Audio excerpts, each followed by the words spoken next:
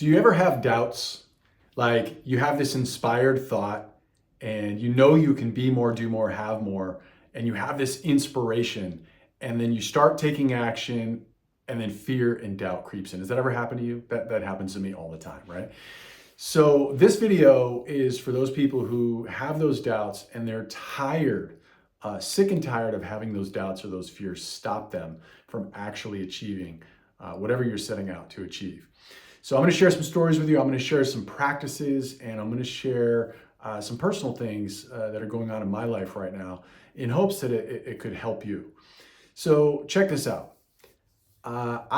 In 2008, experienced a massive challenge. I was just on a podcast this morning, actually, Rock Your Gift, check it out, and shared this story, and it made me think to share this additional information with you today. So 2008, financial collapse. I find myself absolutely shattered. Like I lost my business, I lost my properties, I lost my credit score, and this is 6 months after getting, I think it's right after I got married, not right after I got engaged, right after I got married. And welcome to the team, honey, right? We are still married though, 17 years later. Luckily, I'm very fortunate to have an amazing wife. And I find myself at a microphone. It's like a couple years in after 2008. It's 2010 now, and I'm at a microphone. And my confidence is shattered. Like I am in a dark place. Like you know that light under a stove, the little pilot light under a gas stove? Well, my light was almost out. Like it was flickering at best. So I find myself at a microphone. I'm not delivering the speech by any stretch. I'm in a personal development seminar, right? And the seminar leader looks right at me in front of 200 people. Just picture this, 200 people. I'm at the microphone, pouring my heart out. And he's like, Clinton, you are dead inside. And I was just like, oh, like it was like a stake to my heart, right? But he was spot on. Like I was absolutely dead inside. My whole confidence was just, it was shattered. Like I was in pieces. And I remember back to a time in 2006 when I bought these properties. And this was part of my economic downfall. I made some choices that were not great choices.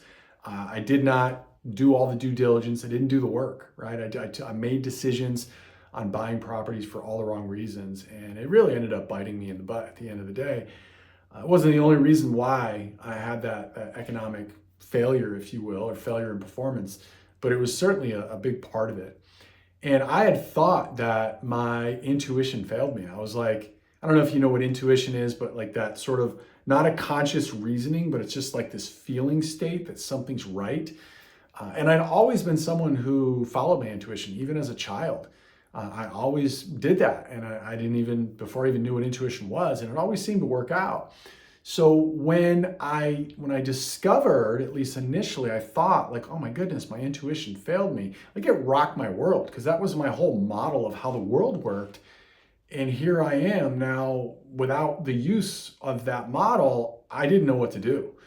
And so I felt broken, like for real broken. Anybody relate to that? Have you ever felt broken? Like I felt freaking broken. I know in the pandemic, a lot of people had some hard times and it really, tapped into some mental health challenges that we're all facing, and different versions, different packages. So I realized during that process, like I needed to do something, and that is when I feel like God or the universe, spirit, whatever you believe in, like it just spoke to me that I needed to reignite my own human spirit, right? And a lot of things happened, but I started speaking, and ultimately during that next 7 years, that is sort of spiritual journey that I went on.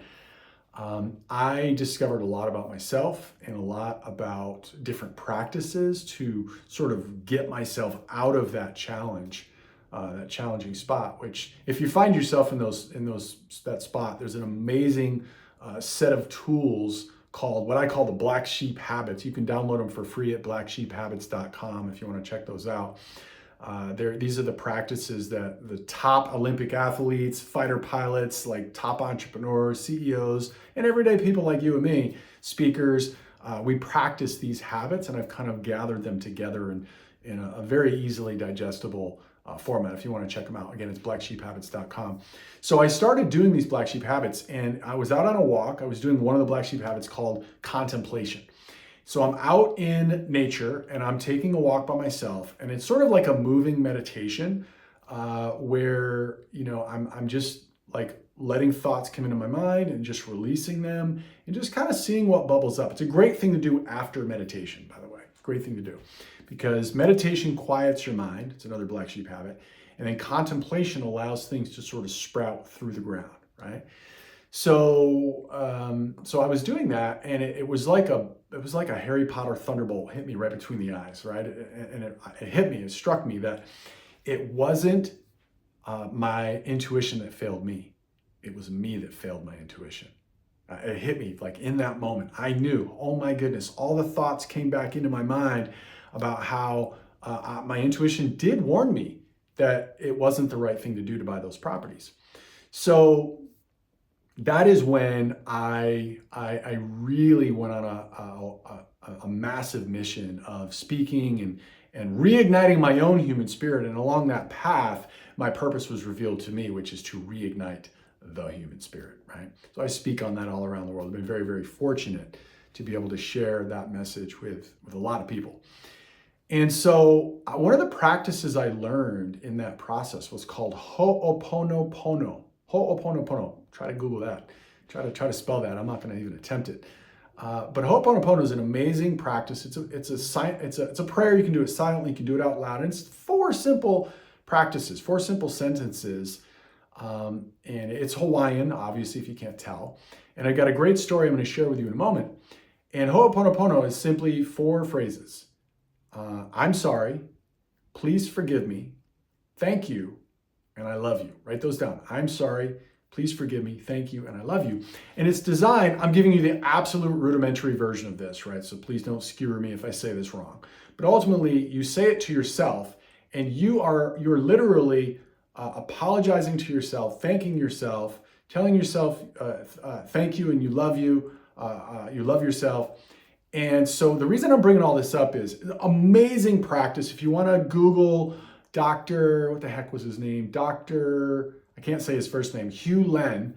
In 1983, he did this process where he worked at Hawaii's state hospital for mentally ill patients. And he literally, all he did for 4 years is he looked over the files of all these people. And these are people in there that are in there for some bad things, had some really serious problems. People left there, they didn't want to work there, had a retention problem with its employees, and people were in really, really tough spots that are in this hospital. All he did for 4 years was he looked over the files. This is going to sound bonkers, right? Looked over the files and then said this ho'oponopono prayer, if you want to call it a prayer, these 4 sentences, and cleaned up his side of the street and how he felt about each one of these files. And he wasn't even praying for them. He wasn't saying this for them. He was saying it to how he related to these patients, each individually. He did that for 4 years, and something miraculous happened, where all of a sudden people actually started to want to work there. He had less retention. People stayed. People were there to support. And the patients got better one after another, until eventually they actually closed down that ward, that part of the hospital, because there wasn't a need for that service anymore. If you want to look it up, seriously, Google it. It's kind of mind-blowing. So I'm a true believer in this process. And the reason I brought all that up, that's all the setup for me utilizing this prayer for myself to heal myself for the challenges that I went through and the trauma that I went through when I had that experience in 2008 and felt like my intuition failed me, and then realized that I failed my intuition. So I wanted to know, like, okay, when I'm saying this is the question I have for you. When I'm saying the prayer, should I be saying it from me as my body and my brain speaking to my spirit? Like, are we humans having a spiritual experience, or are we spirits having a human experience? Which that's always been my belief. We are spiritual beings having this human experience. So I was like, should I be saying it from my person to myself, my higher self, my spirit, and apologizing to my spirit for not trusting it and not listening to my intuition?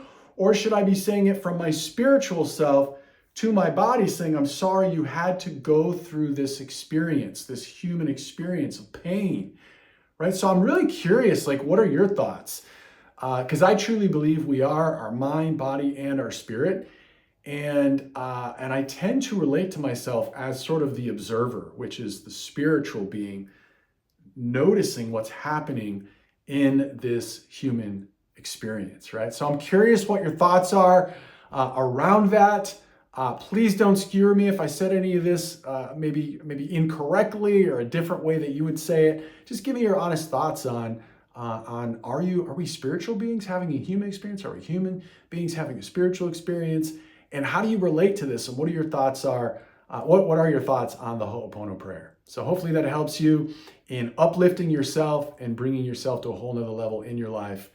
And I wish all the best for you. And everyone always comes to me saying, I want to find a way to heal the world. And I always say, no. Find out what makes you come alive and go do that. Because what the world actually needs is more people who have come alive. My name is Clinton Young, international keynote speaker and sales communication coach. If I can help you in any way, check me out at clintonyoung.com and make sure to grab the Black Sheep Habits at blacksheephabits.com. All right, bye for now.